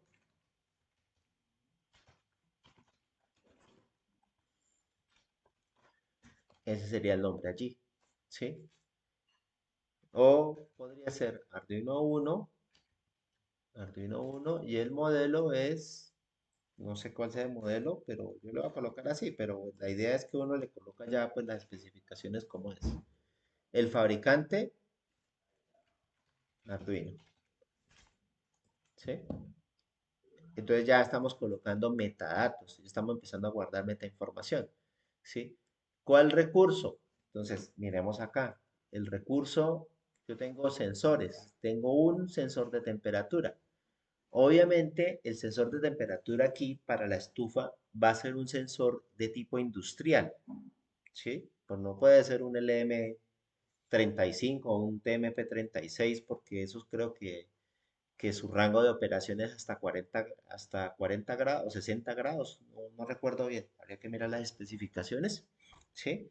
Pero ahí ya tocaría comprar un sensor de temperatura ya de tipo industrial que aguante temperaturas de pronto de más de 100 grados, 140, 150 grados centígrados, ¿sí?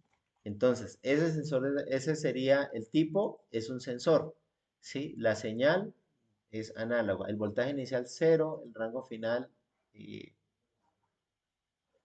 aquí faltaría como colocar más información, ¿no? Habría que colocar como el rango de temperatura o más cosas, ¿sí? Pero digamos que aquí esto ya está restringido por cuestiones del ejemplo. Entonces digamos que este sensor hace lo mismo, tiene esta misma metainformación, ¿sí? Y tengo un sensor de gas. Entonces, como tengo que especificar también cuál sería el sensor de gas, eso es volver a colocar aquí otro recurso IoT. ¿Sí? Eso es colocar aquí entonces otro recurso IoT, ya tengo este recurso IoT, ¿sí? Y si yo tengo que especificar cuál sería el sensor de gas, es otro recurso IoT que es este de acá, ¿sí? Y ese recurso de IoT es otro sensor, ¿sí? La señal es análoga, ¿sí? El rango de operación, digamos que este es entre 0 y 5, ¿sí? Ahora, ¿qué otro tengo? Tengo un actuador que puede ser una válvula o un relay, ¿sí? Entonces, eso es otro recurso IoT. Entonces, lo que hago es copiar esta sección, ¿sí? Y lo que hago es pegar acá, ¿sí? Y entonces, este es un actuador. Este es un actuador eh, que la señal es digital, ¿sí? Y el rango 0, eh, 0 o 5. ¿Listo? ¿Hay una pregunta? ¿Escuché algo?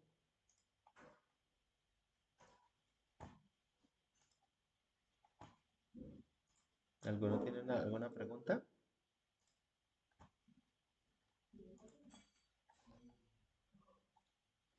¿Ninguno? Bueno, entonces, volviendo aquí. Entonces, aquí ya estaría colocando. Entonces, este XML que yo acabé de hacer acá, ¿sí? Me está, me está colocando la información de estos dos sensores y de este actuador y de este gateway, ¿sí? Me está colocando esa información y ya me lo está identificando, ¿sí? Entonces, ya tenemos de esta estufa inteligente, de esta estufa inteligente, ya tenemos nuestro identificador punto, punto XML, ¿sí? Ahora, necesitaríamos definir la medida, ¿sí? La medida.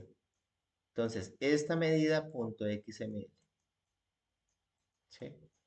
Entonces, para definir esa medida, nosotros podríamos utilizar este que dice aquí de medida, ¿sí? Yo podría crear una copia de medida, copiar, pegar, medida copy, y ya aquí colocar. La medida va relacionado a una entidad, ¿sí? Entonces, ¿dónde se encuentra esto? ¿O sobre quién está realizando la medida? Entonces, podría este llamarse, por ejemplo, estufa uno. No sé, esa sería la entidad, ¿sí? Entonces, esa entidad la vamos a colocar como estufa uno, por decir algo, ¿sí? Esa entidad tiene este recurso que es un sensor, este sensor de temperatura, ¿sí? Eh, y aquí va a venir la medición. Entonces, digamos, si estoy calentando algo, pues obviamente esa temperatura va a variar desde que se inicia a prender, puse a calentar agua, hasta que llega a más de los 100 grados centígrados. Entonces aquí va a dar una medición que no sé cuál sea, ¿sí? 80 grados posiblemente a qué hora se hizo la medición y en dónde se encuentra la estufa. ¿Sí? Entonces, esto me va a permitir guardar la información de la medición, ¿sí? De la medición, estos recursos IoT me va a permitir guardar información de la temperatura en un momento dado, que es 80 grados, que está midiendo esta temperatura, ¿sí? Esta es el medida de acá que estamos colocando acá, ¿sí? Aquí no hay, así, el actuador es la válvula. Entonces, por ejemplo, la válvula está encendida y la válvula está midiendo es si que la propiedad es estado estufa, por ejemplo. Esa es la propiedad, si está encendida o apagada, ¿sí? Y en ese caso está encendida, ¿sí? Entonces, esto sería una observación, una medición en un momento dado de la estufa inteligente. Entonces ya tengo la medida copy, medida copy XML es una medida en un momento dado y de copy es la información del dispositivo. Ya tengo los dos, ¿sí? Esta es la información del dispositivo, esta no cambia, normalmente un poco más, dura un poquito más y esta sí va a cambiar en el tiempo. Vamos a tener, esta medida se va a generar un XML por cada vez que se soliciten los datos, ¿sí? Cuando tú solicitas los datos vamos a tener una medida, vamos a tener otra medida, vamos a tener otra medida, va a depender de lo que tú estés midiendo y cada medida va a tener un XML, un XML que va a medir, que va a establecer la información de esta primera medida, de la segunda, de la tercera, de la cuarta, y va a estarse generando ese XML. Y todo se está haciendo aquí, se está haciendo acá, en este gateway, se está haciendo esa información. Y para poder manejar eso necesitamos guardar este archivo IDXML, tenemos que guardarlo en alguna parte y poderlo después compartir y esta medida tenemos que guardar en alguna parte y poderlo compartir. Y ese sería el segundo, digamos, elemento que tenemos que solucionar, ¿sí? Si este Arduino tiene la posibilidad de tener una SD card, una tarjeta SD, pues podríamos almacenar allí la información, ¿sí? Para que cuando se prenda o se energice, pues le demos la información de la SD card, ¿sí? Pero si no tiene una SD card, y tenemos o no tenemos, digamos, memoria aquí donde guardar de pronto, entonces ya tendríamos que mirar que posiblemente tendríamos que utilizar un servidor en la nube, ¿sí? O un servidor en la red local, ¿sí? Que ya sería una computadora, ¿sí? Que guarda esos dos archivos, ¿sí? Y que cuando yo prenda este equipo, lo primero que hago es leer la información y la traigo. El problema de colocarlo en la nube, de colocar esta información en la nube, es que si no hay comunicación, pues entonces yo no puedo tener la metainformación del dispositivo, el dispositivo no puede funcionar. Entonces, lo ideal, y por eso todos los dispositivos inteligentes, la mayoría tiene la metainformación dentro de ellos mismos. O sea, debemos nosotros escoger aquí un mecanismo o un gateway que permita guardar información a nivel local, así no esté energizado, ¿sí? Entonces ahí ya estaríamos pensando nosotros en un ESP que tiene acceso a una tarjeta SD o que tiene acceso a esa memoria para poder traer esa información, ¿sí? Bueno, con este ejemplo, y ya viendo el ejemplo como tal en los proyectos que ustedes están haciendo, entonces vuelvo y le pregunto a Edwin y a Diego, ¿quedó un poquito más claro esta parte?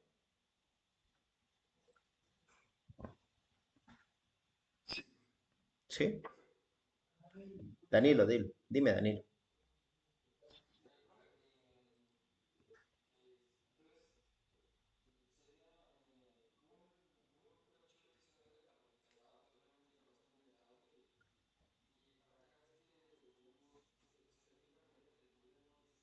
Sí, así es. Eso es, Danilo. Ajá. O sea, el ID es para toda la metainformación de los sensores actuadores y el gateway. ¿Sí? Ese es el ID. Y el medida se va a generar por cada dato que tú estés calculando, por cada información que tú estés calculando. ¿Sí? Cada vez que tú vayas a calcular algo, aparece una medida. ¿Sí? Y va a aparecer un documentico XML que se puede compartir con esa medida. Entonces, lo que yo les podría decir es para que entonces empecemos nosotros a bajar toda esta información sobre lo que nosotros estamos haciendo, es que ustedes se hagan un, con su equipo de trabajo algo como lo que acabé de hacer acá, ¿sí? Que ustedes digan, bueno, nuestro dispositivo inteligente que vamos a desarrollar es, en este caso, la estufa inteligente. Ustedes ya tendrán el suyo según la idea que ustedes me pasaron, ¿sí? Imaginen uno de los servicios que va a tener. Y después de tener ese servicio, imaginen cuáles son los sensores y cuáles son los actuadores que necesitarían. Imaginen que eso lo van a desplegar en una aplicación web, un móvil, ¿sí?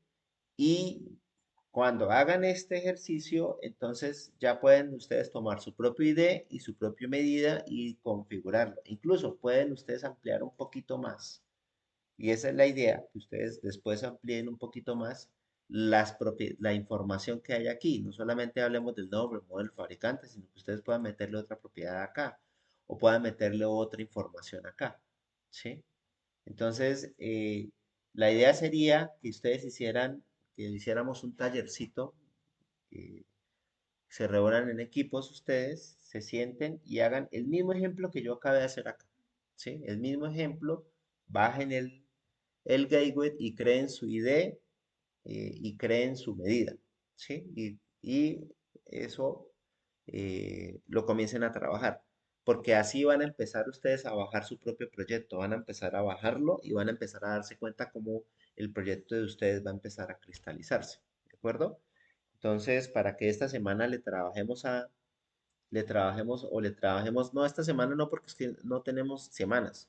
Entonces, si hoy pueden ustedes reunirse y hacer este mismo ejercicio entre ustedes, hacen el grafiqueo, hacen el dibujito y hacen los dos XMLs.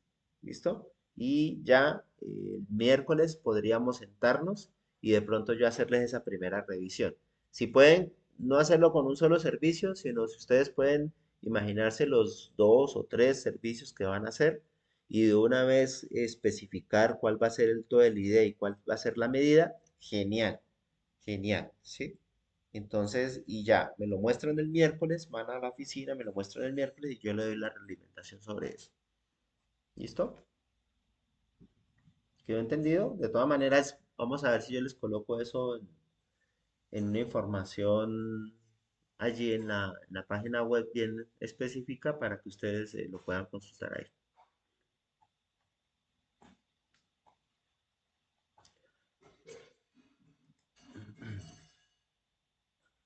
Bueno, entonces creo que esta parte de las plagas de Raspberry Pi ustedes la vieron con mayor profundidad con Manuel, ¿cierto? Si no estoy mal.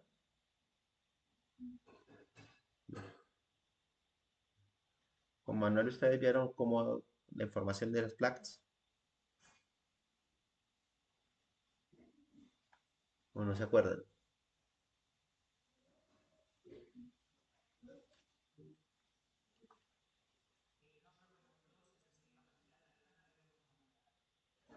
Ah, ustedes hicieron fue la simulación, máquina virtual. Sí, ustedes hicieron fue una máquina virtual, ¿cierto? Bueno, entonces voy a aprovechar estos últimos minuticos para que miremos esta parte, ¿vale? Eh, bueno, tenemos aquí, ya nosotros hemos visto Arduinos, ya nosotros hemos visto eh, las ESPs, ¿sí? Pero digamos que el otro, digamos, el nivel de potencia, el nivel de complejidad de posibilidades de hacer mucho más cosas, vienen las SBC, o sea, las Single Board Computer, que son ya lo que se conoce como mini computadores, ¿sí? O mini PCs, ¿sí? Estas placas que ya tienen microcontroladores y que tienen ya almacenamiento, forma de que tú le coloques una tarjeta SD de por sí. Estas placas ya tienen un espacio donde colocar la tarjeta SD, se monta un sistema operativo como tal. Ya no son sistemas específicos cerrados, sino se monta un sistema operativo que corre procesos que ya son completamente programables en Python, en diferentes lenguajes, pero que más se utiliza. hoy en día es Python, ¿sí? Que tienen procesadores súper potentes, ¿sí? Incluso algunas placas son más potentes que los computadores de mesa de hace unos años. Eso ya nos va a permitir entonces entrar no solamente a la parte semántica, sino guardar el ID y guardar el medida, sino nos va a permitir ya correr algoritmos de inteligencia artificial, ¿sí? Incluso una Raspberry Pi, tú puedes correr un algoritmo de reconocimiento de imágenes, ¿sí? Y ya ese algoritmo de reconocimiento, le conectas una cámara y corres un algoritmo de reconocimiento de imágenes que ya ha sido entrenado previamente y te puede reconocer imágenes correctamente, ¿sí? Una Raspberry Pi le puedes conectar ya un micrófono y puedes conectarlo al API de Google, eh, de OK Google o la API de Alexa, y allí puedes utilizar ya todo el sistema de reconocimiento de voz. O sea, es posible hacerlo y ya ustedes, si buscan en internet, van a encontrar los proyectos de la gente que ya ha hecho eso. O sea, eso es cosa solamente de carpintería, ¿sí? Entonces, estas placas te van a permitir ya muchas cosas y va a depender, el uso de este tipo de placa va a depender de la funcionalidad y de los servicios que ustedes quieran desarrollar con los objetos inteligentes, ¿sí? Entonces, en esa sola placa vamos a encontrar procesadores, vamos a encontrar almacenamiento, conectividad de diferentes maneras, por Wi-Fi, por Ethernet, por Bluetooth, ¿sí? Varios puertos de entrada y salida, como puertos USB, puertos HDMI, las Raspberry Pi 4 tienen dos puertos HDMI, ¿sí? Entonces, nosotros vamos a poder encontrar allí bastante información. Ustedes, si buscan más información sobre la Raspberry Pi, ha ido evolucionando. Obviamente aquí está, digamos que la Raspberry Pi 3, pero en este momento está la Pi 4 y otras versiones más de la Pi 4 que son mucho más potentes en cuanto a procesador y otros elementos importantes. Entonces, pero en general vamos a tener una parte donde hay una serie de pines, ¿sí? Que es todo lo que nosotros, aquí estamos hablando de 40 pines, pero la primera Raspberry, las primeras Raspberry tenían 26, ¿sí? Ustedes pueden encontrar eh, la primera Raspberry Pi y el modelo 2 que tenía apenas 26 pines. Y esos 26 pines eh, son los que están de aquí para acá, ¿sí? Y aunque ya la otra tiene 40 pines, ¿sí? O sea que agregó estos otros pines acá, la funcionalidad con esos 26 pines se sigue manteniendo. Entonces no hay problema si se va a pasar de una placa a otra, porque pues la funcionalidad se sigue manteniendo allí, ¿sí? Tiene un slot para la tarjeta SD, donde va a venir el sistema operativo, ¿sí? Vamos a tener Bluetooth y Wi-Fi, que ya va a estar en la misma placa, ya no toca empezar a colocarle placas externas. Vamos a tener puertos para conectar pantallas, alguna pantalla pequeña o HDMI. eh, Tenemos digamos, el de alimentación de poder, ¿sí? Incluso salida de audio y una serie, el puerto Ethernet y normalmente tiene cuatro puertos USB. La última Raspberry Pi incluso tiene USB 3, que son los puertos de color azulito. Entonces, estamos hablando de placas bastante potentes. Eh, para poder entender y poder sacarle más provecho a esta placa, sí es bueno que ustedes hagan un proceso de autocapacitación. Entonces aquí coloco una serie de enlaces donde dice primeros pasos, Atareo es tutorial Raspberry Pi, primeros pasos. Eso allí les enseñan incluso cómo instalar el Raspbian. Hay diferentes formas de instalar el Raspbian. Cuando la compras y le colocas la SD card, hay una forma de hacer una instalación mínima, una instalación con entorno gráfico o una instalación con una imagen. Y, y después de eso, hay que buscar la manera de conectarse. Eso lo vimos cuando vimos la parte de MQTT, yo les mostré algo de eso, pero digamos que ya en estos tutoriales ya ustedes pueden encontrar la información a mayor detalle y si es bueno cuando yo les preste la Raspberry Pi o les preste el Orange Pi, que aunque no sea Raspberry, el trabajo se hace es con ARM Bian, o sea, ya no se instala Raspbian, sino se instala es ARM Bian, ¿sí? En las Orange Pi, que es otra distribución de Linux para estas placas, y el trabajo después, posteriormente, es el mismo, ¿sí? Entonces, eh, lo básico es esto. eh, Después de que ustedes se conectan, vamos a mirar aquí. Aquí. Pues mira, aquí tenemos lo que estamos viendo aquí en esta parte, es esta Raspberry Pi. ¿Sí? Yo la tengo aquí pues conectada con el hat Grow Pi, pero sin el hat es esto, ¿no? ¿Sí? Y esta es la Pi 4. Y la Pi 4 tiene dos HDMI, micro HDMIs, ¿sí? Y ya se alimenta por USB-C. Esto es lo que hace la Pi 4. Mire que ya tiene dos puertos eh, de alta potencia, ¿sí? USB 3, ¿sí? Los otros dos puertos USB. Y aquí viene la tarjeta SD.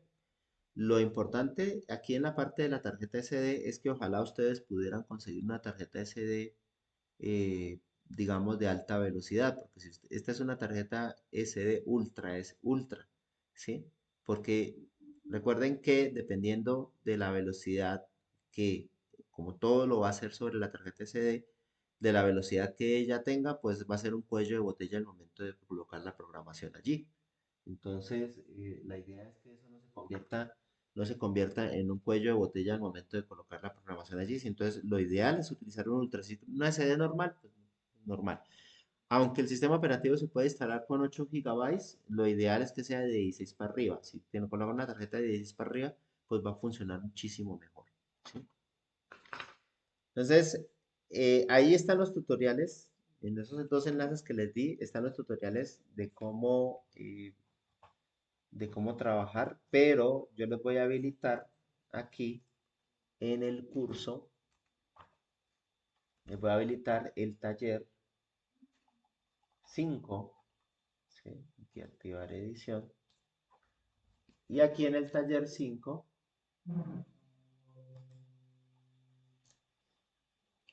ustedes van a encontrar más enlaces y los pasos para empezar a trabajar con la Raspberry Pi.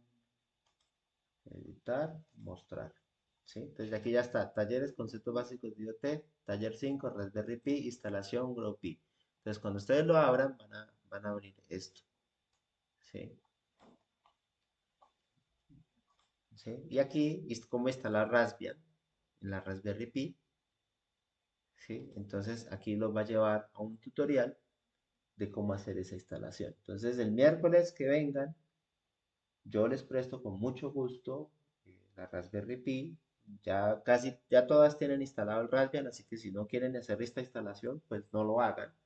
Sin embargo, lo ideal es hacer una instalación desde cero para que no tengan librerías ni cosas viejas, ¿sí? Y aquí viene todo el tutorial de cómo hacer esa instalación, ¿sí? Desde que ustedes crean la tarjeta SD, eso lo hacen en el equipo, luego bajan la imagen ISO, luego queman la tarjeta SD y después de quemar la tarjeta SD, la colocan en la propia Raspberry Pi y luego la Raspberry Pi se inicia y cuando se inicia ustedes van a tener esto, ¿sí? Entonces, ese es uno de los trabajos que ustedes van a hacer esta semana con este taller 5 además de lo que les dije que hagan hoy, se reúnen a hacer eso mismo que yo acabé de hacer aquí con la estufa inteligente, lo hacen hoy para mañana, para que nosotros podamos, si tienen alguna duda, mañana ustedes me comenten y el miércoles les vuelvo a revisar. El miércoles les presto la tarjeta Raspberry Pi y ustedes ya pueden trabajar ese taller 5, ¿sí? Cuando les preste esta tarjeta, esta Raspberry Pi. Y luego aquí está cómo acceder remotamente por SSH, cómo acceder por escritorio remoto y cómo inicializar Python. ¿Sí? Entonces, esos talleres los tienen que hacer ustedes. Yo mañana, de todas maneras, porque ya nos acabó aquí el tiempo, voy a conectar esta y voy a hacerles esas demostraciones, algunas demostraciones de trabajar con una tarjeta. Voy a continuar mostrándoles la parte de luego cómo implementar el MQTT sobre la Raspberry, ¿sí? Y cómo empezar a manejar estos metadatos utilizando la misma Raspberry e incluso el mismo proyecto de ESP que nosotros ya habíamos venido trabajando. Eso es lo que vamos a hacer mañana con esto. Bueno, no sé, muchachos, si hay alguna pregunta antes de finalizar eh, la sesión. Un segundo que no encuentro aquí. Aquí está. Aquí estamos. Voy a tener la grabación.